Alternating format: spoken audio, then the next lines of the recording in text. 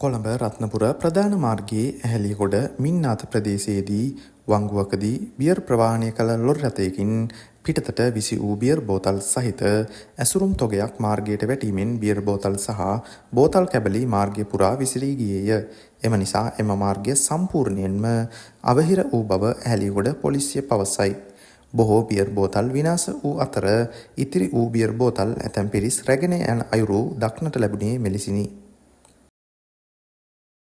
මෙන්න එම ප්‍රවෘත්තිය නැවතත්. කොළඹ රත්නපුර ප්‍රධාන මාර්ගයේ ඇහැලියගොඩ මින්නාත ප්‍රදේශයේදී වංගුවකදී බියර් ප්‍රවාහනය කළ ලොරි රථයකින් පිටතට විසි වූ බියර් බෝතල් සහිත ඇසුරුම් තොගයක් මාර්ගයට වැටීමෙන් බියර් බෝතල් සහ බෝතල් කැබලි මාර්ගය පුරා විසිරී ගියේය. එම නිසා එම මාර්ගය සම්පූර්ණයෙන්ම අවහිර වූ බව ඇහැලියගොඩ පොලිසිය පවසයි. බොහෝ බියර් බෝතල් විනාශ වූ අතර ඉතිරි වූ බියර් බෝතල් ඇතැම් පිරිස් රැගෙන යන අයුරු දක්නට ලැබුණේ මෙලෙසිනි.